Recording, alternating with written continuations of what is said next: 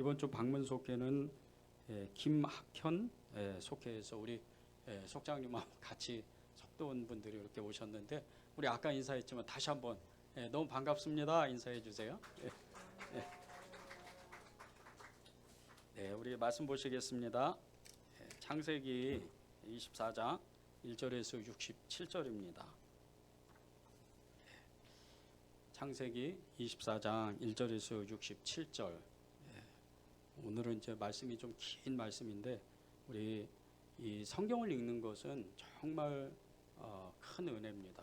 우리가 알지 못하는 사이에 우리가 눈으로 읽고 입으로 읽는 것 같아도 우리의 영혼이 그 성경을 읽는 겁니다. 그래서 성경 꼭 읽어야 되거든요. 우리 한 절씩 교독하겠습니다. 앞에 PPT에도 나오는데 아브라함이 나이가 많아 늙었고 여호와께서 그에게 범사에 복을 주셨더라. 아브라함이 자기 집 모든 소유를 맡은 늙은 종에게 이르되 청하건대 내 허벅지 밑에 네 손을 넣어라. 내가 너에게 하늘의 하나님 땅의 하나님이신 여호와를 가르쳐 맹세하게 하노니 너는 내가 거주하는 이 지방 가나안 족속의 딸 중에서 내 아들을 위하여 아내를 택하지 말고 내 고향 내 족속에게로 가서 내 아들 이삭을 위하여 아내를 택하라. 종이 이르되 여자가 나를 따라 이 땅으로 오려오고 하지 아니하거든 내가 주인의 아들을 주인이 나오신 땅으로 인도하여 돌아가리이까. 아브라함이 그에게 이르되 내 아들을 그리로 데리고 돌아가지 아니하도록 하라. 하늘의 하나님 여호와께서 나를 내 아버지의 집과 내 고향 땅에서 떠나게 하시고 내게 말씀하시며 내게 맹세하여 이르시기를 이 땅을 내 씨에게 주리라 하셨으니 그가 그 사자를 너보다 앞서 보내실지라. 내가 거기서 내 아들을 위하여 아내를 택할지니라. 만일 여자가 너를 따라오려고 하지 아니하며 나의 이 맹세가 너와 상관이 없나니 오직 내 아들을 데리고 그리로 가지 말지니라.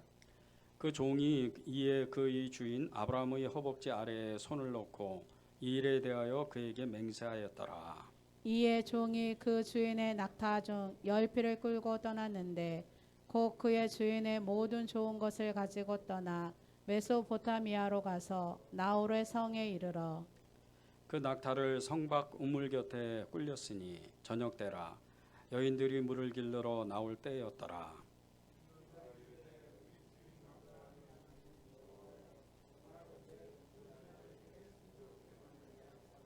내 주인 아브라함에게 은혜를 베푸시옵소서.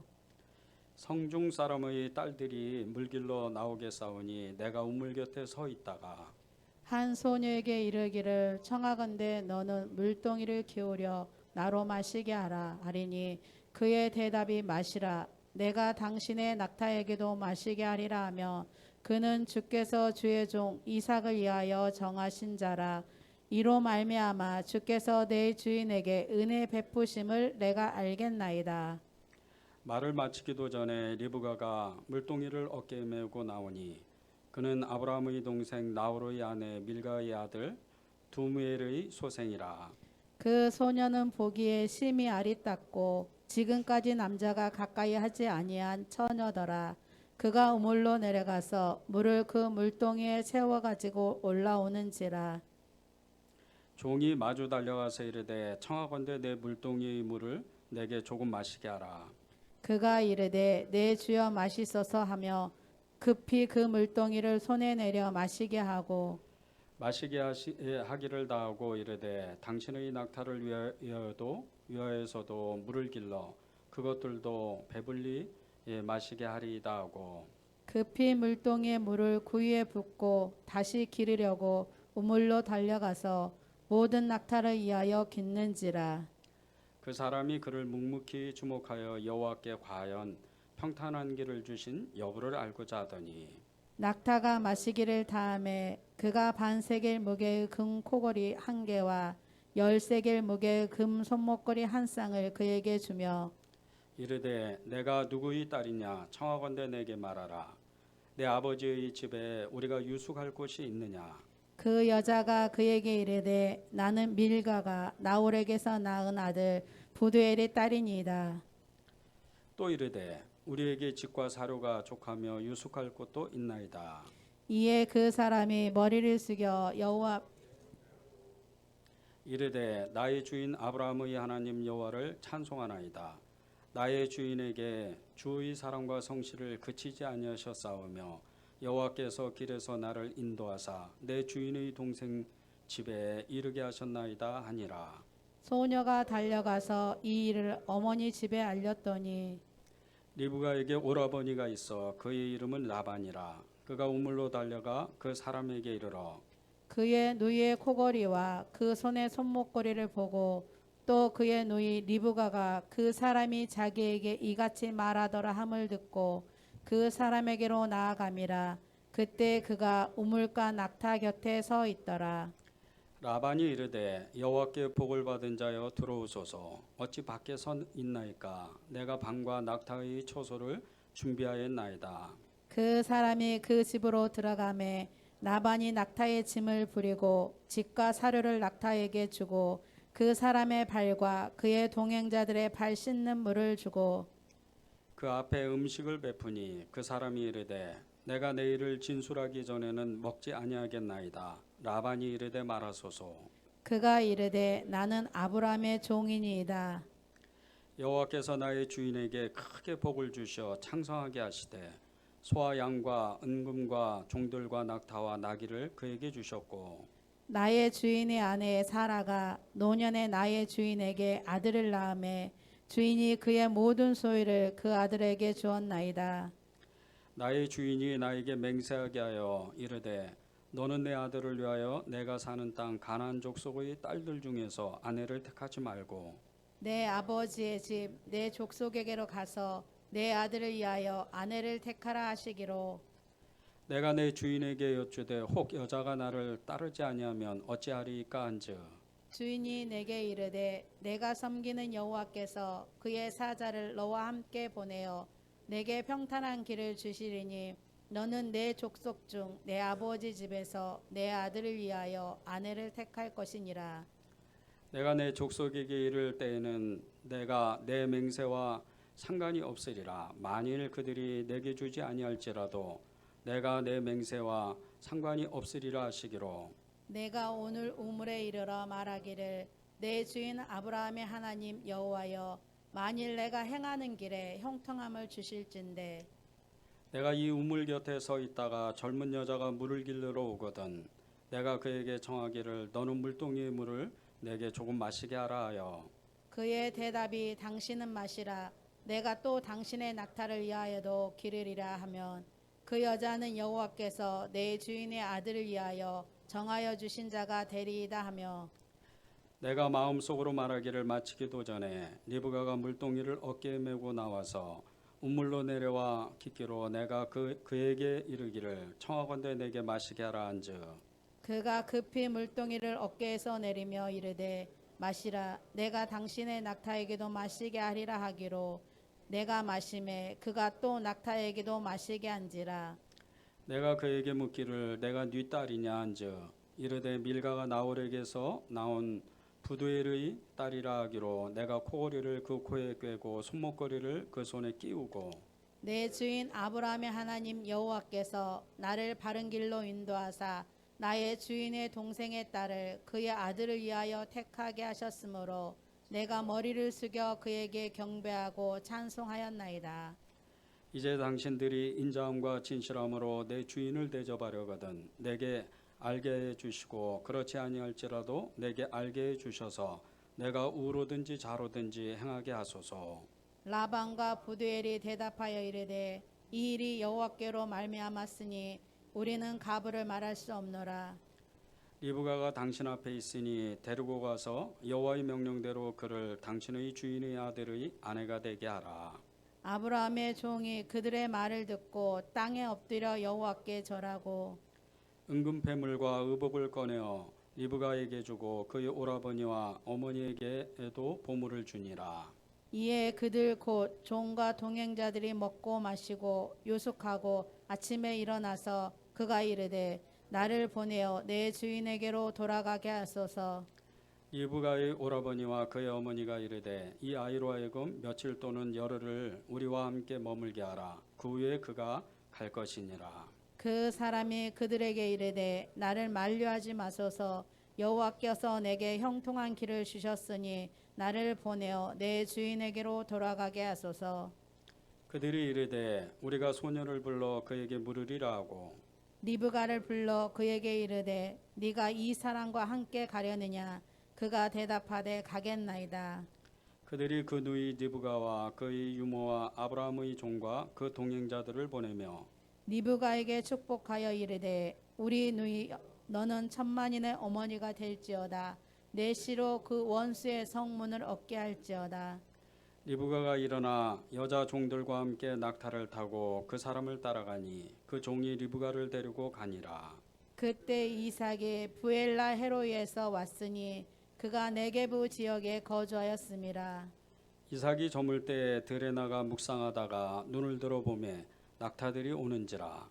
리브가가 눈을 들어 이삭을 바라보고 낙타에서 내려 종에게 말하되 들에서 배회하다가 우리에게로 마주오는 자가 누구냐. 종이 이르되 이는 내 주인이다. 리브가가 너울을 가지고 자기의 얼굴을 가리더라. 종이 그 행한 일을 다 이삭에게 아뢰매. 함께 읽겠습니다. 이삭이 리브가를 인도하여 그의 어머니 사라의 장막으로 드리고 그를 맞이하여 아내로 삼고 사랑하였으니 이삭이 그의 어머니를 장례한 후에 위로를 얻었더라. 아멘. 하나님의 말씀입니다. 이게 이제 성경이 2장씩이나 되는 긴 성경이라 좀 읽기도 약간 이렇게 좀 버겁기도 하고, 이게 도대체 무슨 뜻인가? 이 말씀 속에서 하나님이 우리에게 어떤 마음을 또 어떤 말씀을 주실까? 그런 기대감도 있으셨을 겁니다. 우리가 성경을 계속 읽는 것은 우리도 모르는, 성경 읽다가 우리도 모르는 어떤 사이에 계속해서 하나님의 마음이 우리 안에 채워지고, 그리고 우리가 알지 못하는 믿음의 역사가 하나님의 말씀 가운데, 성경 가운데서 나타나기 때문입니다. 그래서 끊임없이 성경을 읽어야 됩니다. 성경을 읽는 이유, 이것은 너무나도 정확한 것이 우리는 하나님의 말씀으로 우리 안에 계신 성령, 그 예수 그리스도로 말미암아서 그분의 이름으로 세상을 이기기 때문입니다. 여러분이 말씀의 사람이 되고 믿음의 사람이 되고 성령의 사람이 되면 세상을 이기는 그런 믿음의 사람이 되는 겁니다. 여러분이 정말 성경의 사람이 되도록 여러분을 축복합니다. 이 창세기 24장 배경을 보면요, 아브라함이 그의 종 엘리에셀, 창세기 15장 2절에 나옵니다. 이 늙은 아브라함의 종, 이 사람의 이름이 엘리에셀입니다. 이 사람을 불러서 거의 평생을 같이 했죠. 평생을 같이 했던 이 종을 불러다가 자신의 아들 이삭을 위해서 자신의 고향 메소포타미아죠, 이 팔레스타인 지방에서 수백 킬로를 걸어가야 정말 이렇게 거의 그냥 몇 날 며칠, 한 보름 이상을 걸어가야 고향 땅에 가는데, 거기 가서 그 자기의 아들 이삭의 아내를 데려오라는 거예요. 그래서 그 말씀에, 그 명령에 순종해서 정말 순전하게 이 엘리에셀이 리브가를 데리고 옵니다. 그것이 이 창세기 24장 말씀이에요. 그런데 이 24장에 정말 핵심 중의 핵심은 이 아브라함과 엘리에셀의 우정이 있다는 거예요.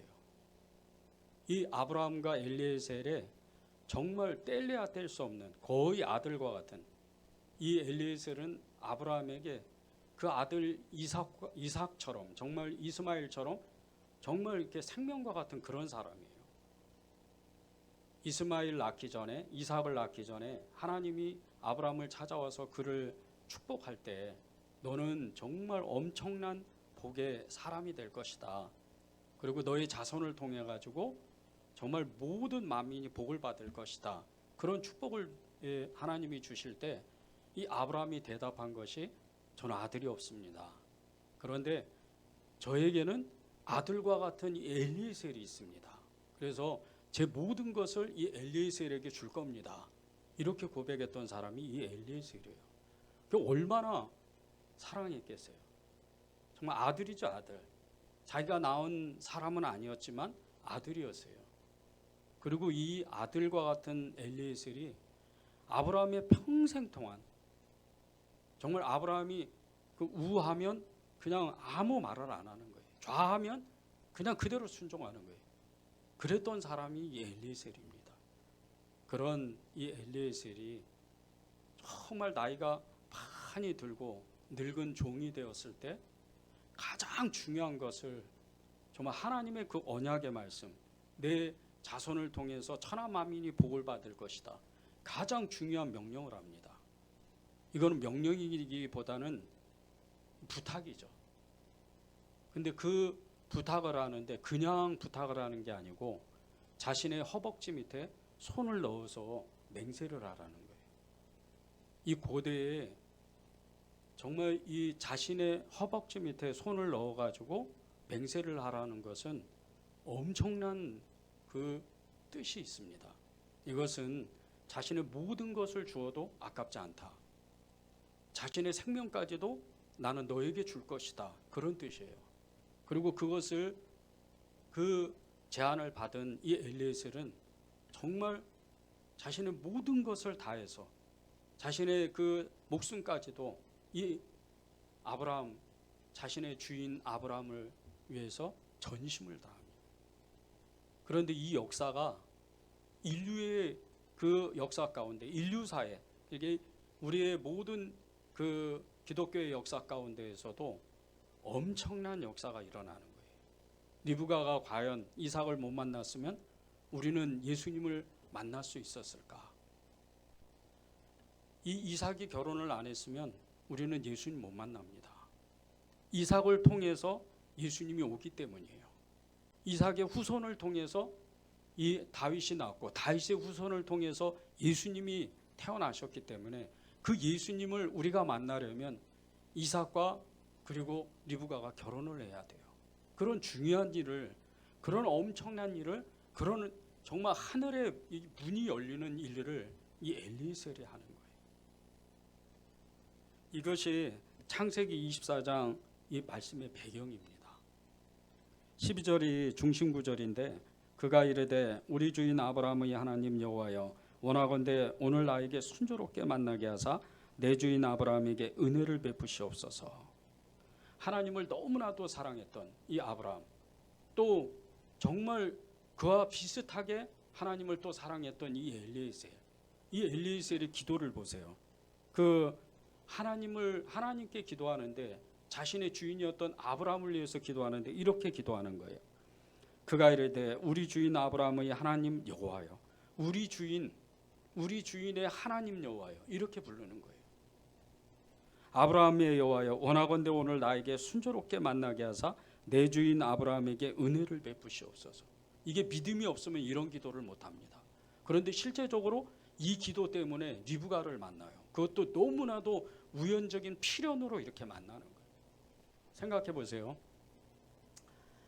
팔레스타인 지방에서 메소포타미아까지 거의 500km 가까이 되는 이 거리를 정말 정처 없이 가는 거예요. 10필의 말을 가지고 그 종들과 함께 정처 없이 가는데 어느 우물가에서 그냥 고대 시대에 그냥 우물 하나가 덜렁 있는 거예요. 이런 구릉 지역 같은데, 이런 야산에. 그런데 거기에서 기도를 하는데 하나님 저에게 순전한 은혜를 주셔서 제가 이 나의 주인이었던 이 아브라함이 이야기했던 이 실체가 그대로 드러나게 해주십시오. 이렇게 기도한 거예요. 그런데 정말 자신의 그 동생이었던 아브라함의 동생이었던 나홀의 그 자손이 이 리브가를 만나는 거예요. 그러니 엄청난 역사가 일어난 거예요. 이 리브가의 아버지가 두멜입니다. 그런데 그 딸을 만나가지고 거기서 하나님께 기도했던 내용을 그대로 복을 받아요. 얼마나 하나님을 사랑했으면. 이게 믿음의 기도예요. 여러분이 여러분의 형제 중에 그리고 교회 안에서 여러분이 정말 믿음의 형제를 만나서 여러분의 형제를 위해서 기도할 때 그것이 그대로 이루어질 때 그것이 그 여러분의 눈으로 볼 때 그 감격은 이루 말할 수가 없어요. 왜? 그 기도는 한 번 일회성으로 끝나는 게 아닙니다. 그 기도는 이제 기도할 때마다 배가가 돼요. 그리고 기도의 응답이 너무나도 정확하게 나타나는 거예요. 이것은 첫 번째는 하나님을 사랑했고 두 번째는 그 형제를 너무나도 순적하게 사랑했기 때문이에요. 이 엘리에셀이 그런 기도를 한 거예요. 아브라함을 너무나도 사랑했던 사람입니다. 아브라함과 같이 하나님을 사랑했던 이 엘리에셀의 기도는 엄청난 역사를 만드는 거예요. 제가 목회하기 전에 참 귀한 하나님의 사람을 몇 년 동안 만났습니다. 전에 있던 교회에서 정말 너무나도 친했고 너무나도 사랑했던 그런 형제였어요. 저보다도 나이가 한 5살 정도 많았던 그런 권사님이었었는데 이 권사님하고 얼마나 정말 깊이 사귀었는지 몰라요. 오죽했으면 많은 사람들이 정말 저희 둘이서 남자 여자로 만났으면 결혼했을 것 같은, 그랬을 거다, 그럴 정도로 친했어요. 서로 앞뒷집에서 같이 살면서 정말 수많은 하나님의 그 나라에 대한 일에 꿈을 꿨습니다. 늘 같이 전도했고 늘 함께 정말 전도했고 그리고 늘 어려운 사람들을 함께 만났어요. 그랬던 친구였어요. 하나님을 너무나도 사랑하고 영혼을 깊이 사랑했던 이 권사님이 전도와 구제에 열심을 냈어요. 정말 그렇게 정말 다할 수 없을 정도로 자신의 모든 것을 다해서 거의 생업을 포기하다 싶을 정도로 그렇게 다른 사람을 위해서 살았던 권사님입니다. 전심을 다해서 예배드렸고 주일 예배 때 그 권사님이 수천 명들 사이에서 예배드릴 때 주독이 눈에 많이 띄었어요. 그래서 그 전에 교회에서 카메라가 주로 그 권사님을 많이 몇 번 비추더라고요. 예배 때 보면 얼마나 열정적으로 찬양을 해요. 옆에 있는 사람은 신경을 안 썼어요. 오직 하나님만 쳐다보는 거예요. 오직 하나님만 의지하고 하나님께만 경배를 드리는 거예요. 그런 예배를 드렸어요. 하나님을 이 나라를 위해서 끊임없이 기도하고 결국에는 중국 나환자 그 촌에 가서 정말 아주 중증인 이 나환자 촌이었어요. 이제 이 대한민국 땅에는 그런 데가 별로 없는데 중국은 아직도 이 나환자 아주 심각한 나환자촌이 200군데도 넘습니다. 그 중에 한 군데를 가서 그들과 함께 먹고 함께 자고 그런 사역을 했어요. 그리고 이제 하나님 앞에 정말 헌신을 다하다가 하나님 앞에 가려고 아예 마음의 작정을 갔는데 이분이 이제 폐결핵에 걸린 거예요. 그래서 할 수 없이 이 한국으로 돌아왔습니다. 돌아와서 얼마 안 있다가 갑자기 이렇게 정말 이렇게 피가 계속 나오고 그래서 병원을 가봤더니 이 대장암 사기인 거예요. 그런데 대장암 사기 이 판정을 받는 그날부터 더 기도하고 더 사랑하고 더 어려운 사람을 찾아다니기 시작을 해요. 병원에서 수많은 사람들, 특별히 암 환자에게 복음을 전하는데 거의 만나는 모든 사람이 예수님을 영접했어요. 그분의 전도법은 다른 게 아니었어요. 저도 암 사기거든요. 그런데 저는 예수님을 사랑합니다. 이렇게 시작을 해요. 저도 한 번은 정말 돌아가시기 며칠 정말 직전에 있던 저희가 방문하고 일주일 있다 그분이 돌아가셨어요.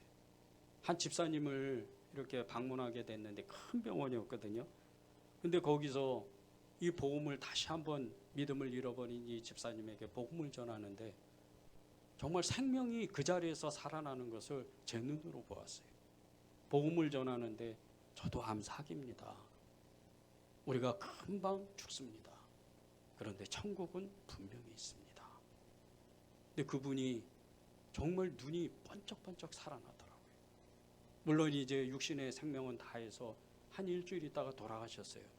그런데 돌아가시기 직전에 그 권사님이 전했던 요한복음 11장 25절 26절 나는 부활이요 생명이니 이 말씀을 계속해서 하루 종일 외우고 그러다가 하나님 앞에 너무 편안한 모습으로 가셨다고 그런 얘기를 들었어요.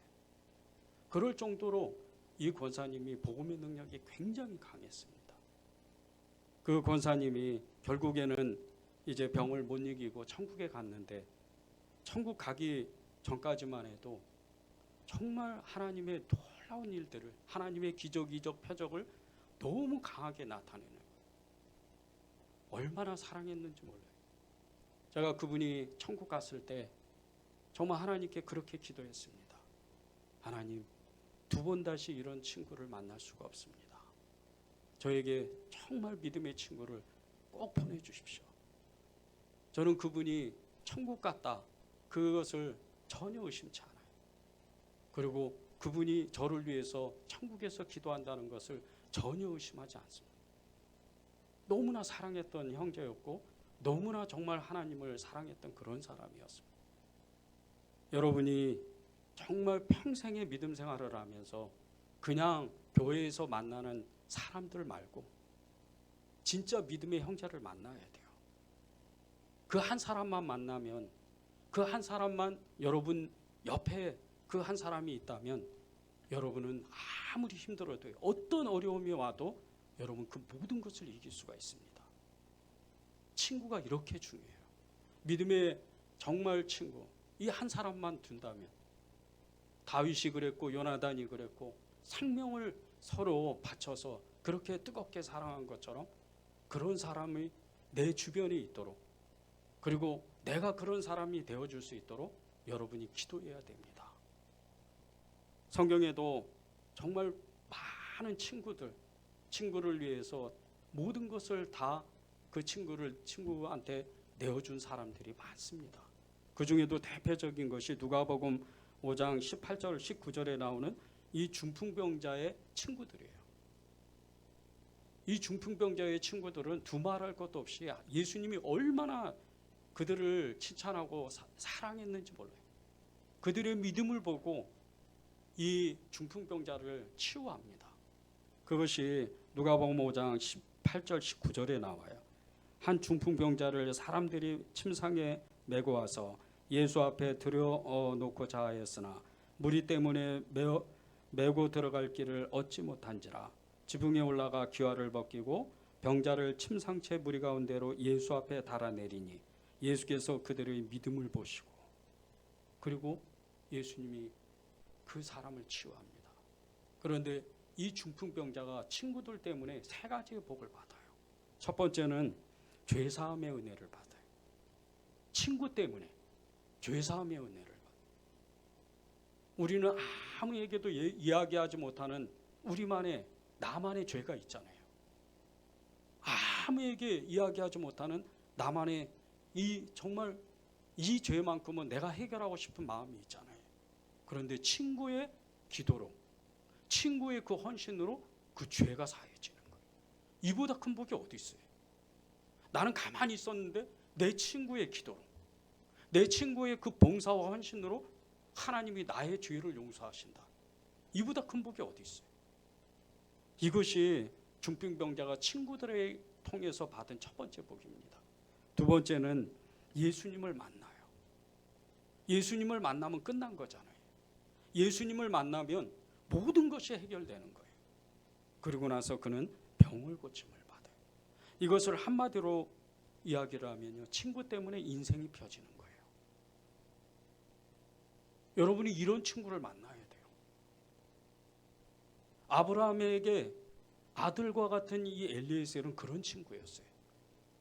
아브라함이 명령해서 그것을 따르는 게 아니에요. 너무나 아브라함을 사랑했어요. 아버지와 같이 친구처럼 그렇게 사랑했던 사람. 그러니까 자기의 모든 걸 다 하는 거예요. 그러니까 하나님이 이 엘리에셀의 기도를 그대로 받아서 그대로 순전하게 마치 우연처럼 필연을 만드는 거예요. 이런 복을 받아야 돼요. 저는 지금도 기도하고 있어요. 하나님, 그 권사님처럼 정말 진정한 예수님을 사랑하고 진정한 친구를 다시 한번 보내주십시오. 이제는 그때처럼 쉽게 안 보내요. 그때는 너무 경황이 없었어요. 정말 마음이 아팠습니다. 마지막 가는 길에 제가 그분이 돌아가시기 전에 마지막 병원을 찾아간 적이 있었어요. 그 전날 병원을 갔는데 밤 12시가 넘었어요. 금요 성령 집회가 끝나고 그 병원을 찾아갔기 때문에 밤이 너무 늦었어요. 아무도 없었어요. 그 아내와 셋이서 그 병실에서 짧은 시간 동안 이야기를 나누는데 만감이 교참하더라고요. 제가 손을, 의식도 없는 그분이 손을 붙잡고 그렇게 이야기를 했어요. 권사님, 빨리 가세요. 나도 금방 따라갈게요. 저는 그분이 돌아가실 때 3일 동안 한 번도 운 적이 없어요. 근데 장례를 치르고 나서 계속 너무 외롭더라고요. 이런 친구가 또 있을까? 이런 친구를 또 만날 수 있을까? 진정으로 하나님의 사람이요, 진정으로 주님을 사랑했던 그런 사람, 그리고 영혼을 사랑했던 사람, 친구를 사랑했던 그런 사람인데, 여러분이 꼭 이 기도를 해야 됩니다. 오늘 이 나오는 아브라함의 종 엘리에셀, 이 엘리에셀은요 정말 하나님을 사랑했던 사람이에요. 2절과 3절을 보십시오. 아브라함이 자기 집 모든 소유를 맡은 늙은 종에게 이르되 청하건대 내 허벅지 밑에 내 손을 넣어라. 내가 너에게 하늘의 하나님 땅의 하나님이신 여호와를 가리켜 맹세하게 한다. 2절에 보면요 아브라함이 늙은 종이라 그래요. 그런데 이것이 아브라함과 이 엘리에셀이 만나는 그 시간이요 거의 60년 가까이가 돼요. 그럴 정도로 오래 정말 아들과 같이 친구와 같이 지내는 거예요. 저는 여러분들이 정말 이런 친구를 만나면 좋겠어요. 그러면 여러분들이 얼마나 행복한지 몰라요. 저희 그 형제인 권사님하고 그 옆집에 살면서 저희는 돈이 너무나도 없었어요. 그래서 저희는 두 가정이 아이들과 함께 놀러 가는 것이 그 별것도 없었어요. 조그만 그 광주의 실개천에 가서 그저 그냥 가게에서 샀던 그 고기를 구워 먹으면서 그렇게 왠지 모르게 기뻤는지, 왜 이렇게 정말 좋았는지 모르겠어요. 너무 돈이 없으니까. 그런데 우리는 돈은 없었지만 마치 이 세상의 모든 것을 가진 것처럼 행복했어요. 이 사람이 진짜 나의 형제구나. 제가 그분이 저보다 5살이 많아서 한 번은 제가 그렇게 이야기를 했어요. 아유, 이제 나보다 나이가 많으니까 내가 형이라고 하겠다. 절대 안 된다는 거예요. 하나님이 어떤 마음을 주셔서 정말 우리는 형제라는 거예요. 친구라는 거예요. 그럴 정도로 너무나 가까웠어요. 근데 이 엘리에셀이 그런 사람이에요. 아브라함에게. 자, 이제 보십시오. 2절에 보면 그의 집 모든 소유를 맡은 늙은 종에게 청하였다. 그리고 내 허벅지 밑에 내 손을 넣어라. 여기가 어딘지 아시죠? 가장 남자로서는 보이지 말아야 될 그곳이에요. 나의 모든 연약함을, 나의 생명까지도 나는 너에게 줄 마음이 있다. 이런 뜻이에요. 이것은 그 허벅지 밑에 손을 넣는다는 것은 죽음까지도 통과하는 맹세를 서로 한다는 뜻이에요. 이럴 정도로 엘리에셀을 신뢰를 해요. 여러분이 그런 사람을 만나고 여러분이 누군가에게 그런 사람이 돼야 돼요. 이것이 엘리에셀을 통해서 하나님이 우리에게 정말 기도케 하시는 그런 기도 제목입니다. 성경에 보면 이 엘리에셀과 같은 수많은 사람들이 나와요.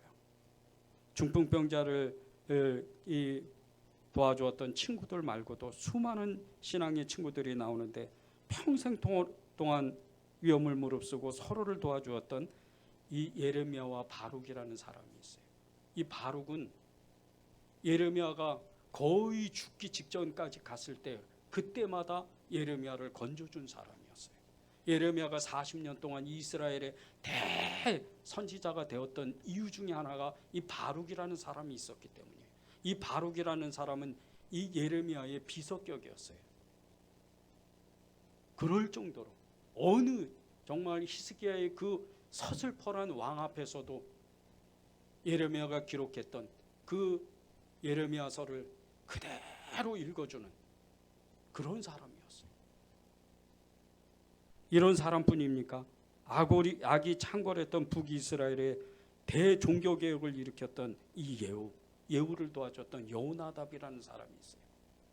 이 여호나답은 평생 동안 그의 조상 대대로 포도주를 먹지 아니하고 오직 여호와 하나님만 의지했던 그런 가문이었어요. 그런데 이 예후라는 사람, 이 무자비한 이 예후가 아합 집안을 완전히 진멸하고 사람 없이 완전히 다 쓸어버릴 때 그를 도와줬던 사람이 이 여호나답이에요. 그런데 이유가 하나님의 일을 하기 때문에. 여러분이 이런 사람을 만나야 돼요. 하나님을 너무나도 사랑하는 사람. 여러분 주변에 정말 하나님을 목숨까지도 사랑하는, 그 목숨까지도 내어놓고 사랑하는 그런 사람을 여러분 친구로 만나야 돼요. 그런 사람을 여러분의 형제로 만나야 돼요. 예수님의 제자들, 사도들은 말할 것도 없죠. 그리고 목숨을 함께했던 이 바울의 동역자 실라, 두말할 것도 없잖아요. 사도행전에 나오는 이 바울과 실라의 관계는 거의 죽기 직전까지 감옥에서 이제 도저히 빠져나오지 못합니다. 그런데 기적과 이적, 표적을 바울과 함께 본 사람이 이 실라예요. 이런 사람을 만나는 거예요. 이런 사람을 만나기 위해서 기도해야 되는 거예요.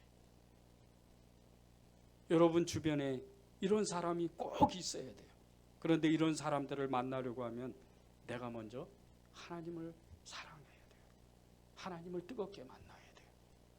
1절을 보십시오. 아브라함이 나이가 많아 늙었고 여호와께서 그에게 범사에 복을 주셨더라. 아브라함이 나이가 엄청 많았대요. 아브라함이 이제 나이가 많이 더 들어서 하나님 앞에 갈 때 175세에 천수를 살다가 하나님이 그를 부르십니다. 그런데 아직 죽을 때는 아니에요. 그런데 이 아브라함이 지금 나이가 많았다. 이때는요 거의 이제 하나님 앞에 갈 때가 거의 다 된 거예요.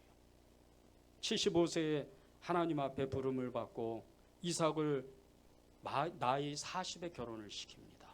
이삭의 나이 40대.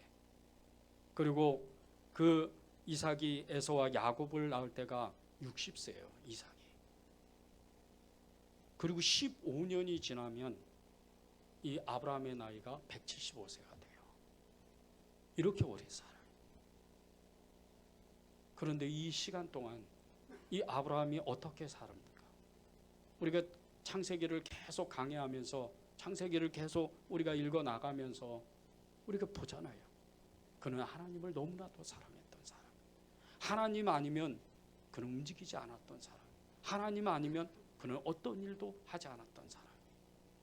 이렇게 오랜 세월 동안 나이가 많아서 늙어질 때까지 그는 하나님을 진짜 사랑했던 사람이에요. 여러분이 그런 사람들이 돼야 돼요.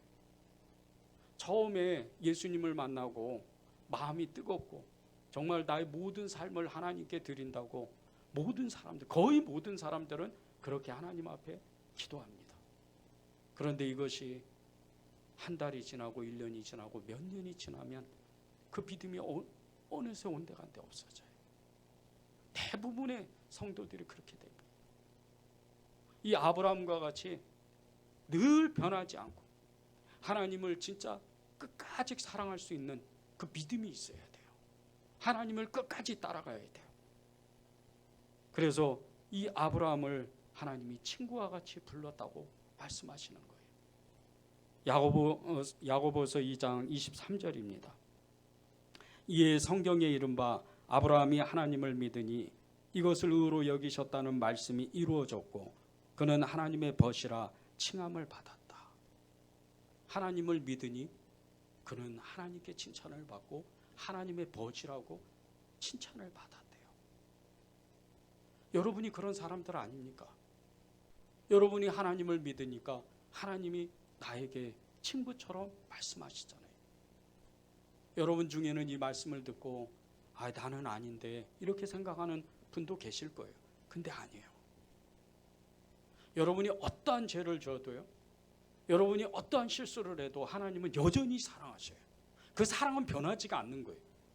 내가 죄를 짓고 실수를 하니까 계속해서 내가 나를 움츠리는 거예요. 나를 자꾸 위축시키는 거예요.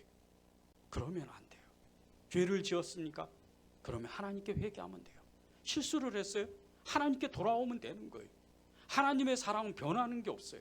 하나님은 사랑이라고 그러셨잖아요. 그 사랑은 여전한 거예요. 여러분을 처음 사랑했던 그 사랑은 여러분이 죽는 그날까지, 아니 천국 가서 영생을 누리는 그 순간까지 영생하도록 하나님은 여러분을 사랑하는 거예요. 아브라함은 그것을 안 거예요. 그래서 오랫동안 나이가 많아서 늙어도 하나님이 그를 축복한 거예요. 그를 벗이라고 부르는 거예요. 친구라고 부르는 거예요. 여러분이 그런 사람들이에요. 이것을 잊으면 안 됩니다. 예수님이 나를 사랑한다. 하나님은 나를 어떠한 경우에도 사랑한다. 자꾸 이것을 잊어버리니까 죄를 더 크게 자꾸 짓는 거예요. 내 마음이 자꾸 연약해지고 실수가 계속 많아지는 거예요. 하나님보다 세상을 계속해서 세상에 눈이 가고 기웃기웃하는 거예요. 그러면 안 돼요. 하나님의 그 사랑은 변함이 없어요. 여러분을 향한 그 사랑은 여전한 거예요. 그것을 붙잡고 아브라함과 같이 내가 하나님의 친구고 하나님의 벗이고 하나님이 나를 사랑한 것 같이 내가 하나님을 아브라함과 같이 믿으니 이것을 하나님이 의로 여기셨다. 그리고 나를 친구로 부르셨다. 이것을 붙잡는 거예요.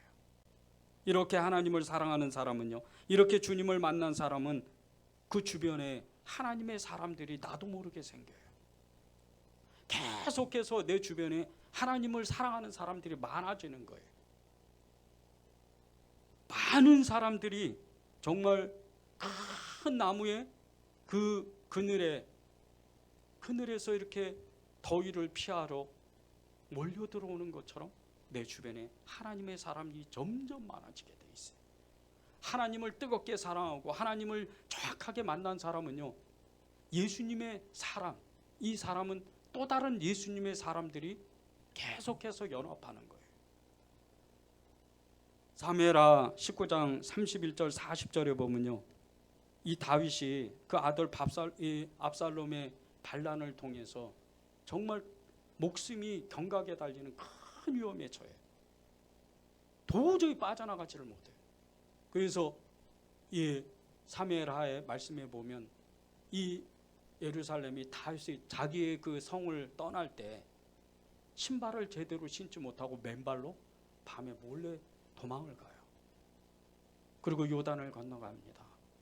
그런데 그곳에 기다리고 있는 사람이 있어요. 그를 목숨을 걸고 그를 지켜주려고 기다리고 있는 사람이 있는 거예요. 이 사람이 바리실레예요. 이 바리실레는요, 요단 이 반대편에 그 로그림에서 살던 부자였어요. 그런데 이 다윗이 피난 온다는 이야기를 듣고 요단강에서 기다리고 있어요. 그리고 그의 일행을 다 먹여 살립니다. 반란이 끝날 때까지. 그리고 반란이 끝나고 나서 이 다윗이 너무 고마워서 우리 왕궁에 가서 삽시다, 이렇게 요청을 할 때 그는 깨끗하게 그 자리를 떠나요. 그런데 이 바르실레가 이 다윗을 도와준 이유가 있어요. 왕이었기 때문에 아니에요. 다윗이 누굽니까? 하나님을 사랑한 사람이에요. 하나님을 사랑하니까 정말 한 번도 만나지 않았던 이 바르실레도 다윗을 도와주는 거예요.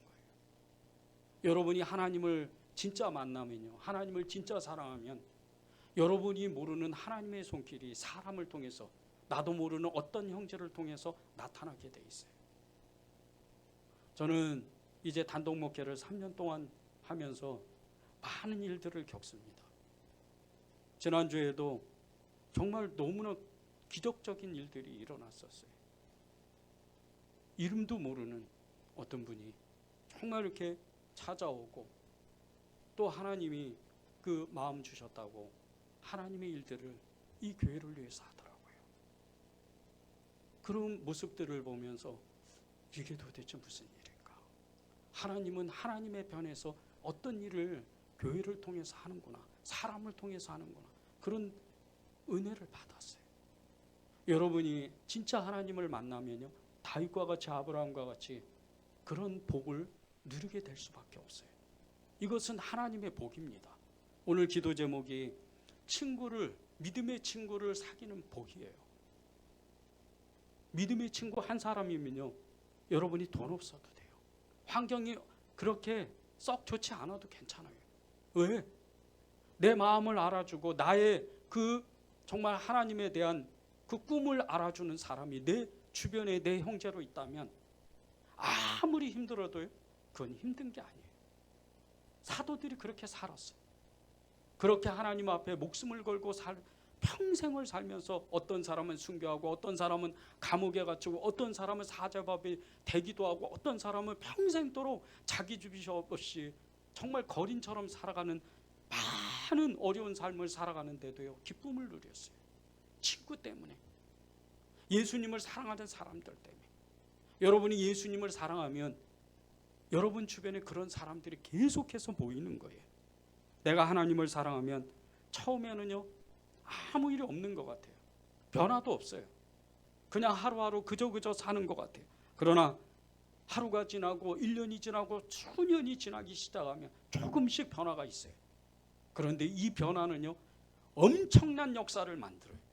첫 번째, 영적으로 여러분이 영적으로 충만해지는 그런 사람이 돼요. 우리가 흔히 성령 충만, 그리고 하나님께 우리가 마음에 생각한 대로, 입에 정말 기도한 대로, 그리고 말한 대로 이루어진다는 뜻이 어떤 뜻인 줄 아십니까?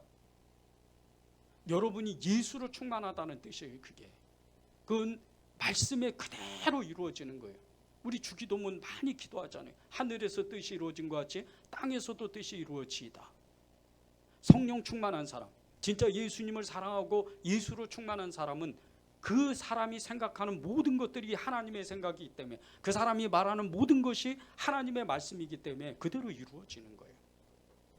이런 사람들에게는 계속해서 믿음의 사람들이 연합하게 돼 있어요. 마태복음 22장 37절을 읽겠습니다. 내 마음을 다하고 목숨을 다하고 뜻을 다하여 주 너의 하나님을 사랑하라. 많은 믿음의 사람이요, 이 말씀을 붙잡고 정말 주님을 죽기까지 자신의 모든 것을 다해서 사랑했어요. 그런데 그 믿음으로, 그 믿음의 삶의 그 모습을 보면서 또 다른 수많은 사람들이, 믿음의 사람들이 그 사람을 사랑하게 돼 있다는 거예요. 이런 사람들은 형제를 진짜 사랑하는 사람입니다. 9절을 보십시오. 그 종이 이에 그 주인 아브라함의 허벅지 아래에 손을 넣고 이 일에 대하여 그에게 맹세하였더라. 아브라함의 요청을 받고 그 엘리에셀이 아브라함의 그 허벅지 밑으로 손을 집어넣고 맹세를 해요. 그리고 그대로 행합니다. 그리고 나서 정말 하나님의 역사가, 하나님의 그 하늘에서 뜻이 이루어진 것 같이, 아브라함이 기도한 것 같이, 요청한 것 같이, 명령한 것 같이 그대로 이루어지는 거예요. 이 아브라함과 엘리에셀의 이 우정, 이 서로에 대한 사랑, 이것은요, 우리가 꼭 우리 인생이 끝날 때까지 한 번쯤은 만들어야 돼요. 친구를 위해서 대신 죽은 사람의 이야기가 있습니다. 그 한 자료를 보다가 정말 너무나 이 귀한 글을 본 적이 있었는데, 그것을 제가 잠시 읽겠습니다. 미국 남북 전쟁이 있을 때의 일입니다.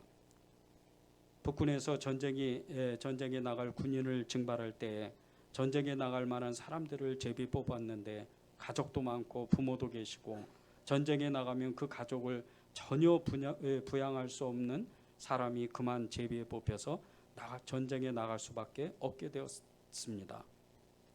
그런 광경을 보고 그 친구의 친구가, 부모도 안 계시고 아직 결혼도 하지 않았던 이 젊은이가 그 친구를 대신해서 자원해서 전쟁에 나가게 됐습니다. 이 친구는 자신의 친구가 자신을 대신해서 전쟁에 나가는 것에 대해서 너무나 감사하고 너무나 그 감격에 늘 친구가 그 소식이 그리워서 그 남북 전쟁이 일어나는 그 소식을 늘 귀를 기울여서 신경 쓰고 늘 신문을 보고 늘 그렇게 기도를 했습니다. 전쟁터에서 전쟁의 소식, 많은 부상자의 소식, 또 전사자의 소식을 들으면서 혹시나 하는 마음에 자신의 친구가 전사하지 않았는가, 그런 마음으로, 정말 애틋한 마음으로, 정말 너무나 간절한 마음으로 그 신문들을 살펴보기 시작했습니다. 그런데 어느 날 불행이 정말 너무나 갑자기 찾아온 것처럼 큰 이 격전이 일어나는 그 전쟁터에서 자신의 친구가 그만 전사하고 말았다는 기사가 난 것을 보았습니다. 그 신문을 읽고 이 친구는 정말 눈앞이 너무나도 아득한 마음으로 마음이 너무나도 아팠습니다. 그 싸움터에 자신이 직접 가서, 그 전쟁터에 자신이 직접 가서 자신을 대신해서 죽은 그 친구의 시체를 친히 가져와서 자기의 가족의 공동묘지에 그 친구의 시신을 묻고 그 아래에 이렇게 묘비를 썼습니다. 그는 나를 위하여 죽었다. 그는 나를 위하여 죽었다. 여러분이 평생에 이런 친구를 만나야 돼요. 여러분이 진짜 이런 친구 한 사람을 만나면요, 여러분이 세상 친구 말고요, 믿음의 사람, 하나님의 사람, 예수의 사람, 이런 친구를 진짜 만나야 돼요.